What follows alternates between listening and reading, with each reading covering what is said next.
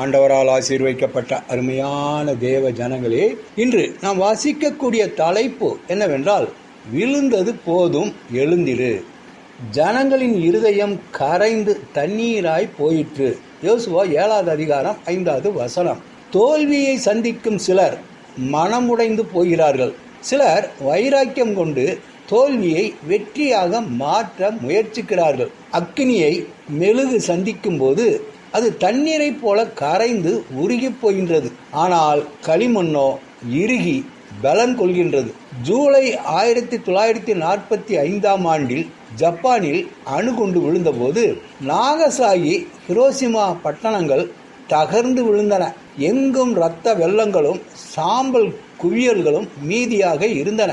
ஆனால் அந்த மக்கள் சோர்ந்து விடவில்லை. விழுந்தாலும் விழுந்து கிடக்கவில்லை, எழுந்திருந்தார்கள். புது வைராக்கியத்துடன் புது பலத்துடனும் தீவிரமாக செயல்பட்டு மறுபடியும் அந்த பட்டணங்களை கட்டி எழுப்பினார்கள். இன்று உலகத்தில் பொருளாதார துறையில் மேம்பட்டு மிகவும் உயர்ந்து விளங்குகிறார்கள் ஜப்பானியர்.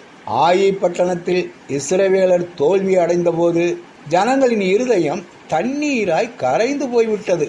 ஆனால் யோசுவா தேவ வைராக்கியம் கொண்டார். தேவ சமூகத்தில் விழுந்து கிடந்து தோல்வியின் காரணத்தை கண்டுபிடித்தார். பொருளாசை காரணான ஆகானை அப்புறப்படுத்திய பின் புது பலத்தோடு படைகளை நடத்தி சென்றார். வெற்றி மேல் வெற்றி கண்டார். கானான் தேசம் முழுவதையும் சுதந்திரித்துக் கொண்டார். அன்பான தேவ ஜனங்களே, நீங்கள் கேள்விகளை எப்படி சந்திக்கின்றீர்கள்?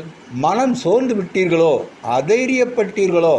இல்லை, எழுந்திருங்கள். நீங்கள் தோல்வியில் நிலைத்திருப்பது இல்லை. கர்த்தர் உங்களுக்காக யுத்தம் செய்வார். பலன் கொண்டு திடமனதாயிருங்கள். கிறிஸ்துவுக்குள் எப்பொழுதும் எங்களை வெற்றி சிறக்க பண்ணி எல்லா இடங்களிலேயும் எங்களை கொண்டு அவரை அறிகிற அறிவின் வாசனையை வெளிப்படுத்துகிற தேவனுக்கு ஸ்தோத்திரம். ரட்சிக்கப்படுபவர்களுக்குள்ளேயும் கெட்டுப்போகிறவர்களுக்குள்ளேயும் நாங்கள் தேவனுக்கு கிறிஸ்துவின் நற்கந்தமாயிருக்கிறோம். கெட்டுப்போகிறவர்களுக்குள்ளே மரணத்திற்கு ஏதுவான மரண வாசனையாகவும், ரட்சிக்கப்படுகிறவர்களுக்குள்ளே ஜீவனுக்கு ஏதுவான ஜீவ வாசனையாகவும் இருக்கிறோம். இவைகளை நடப்பிக்கிறதற்கு எவன் தகுதியானவன்?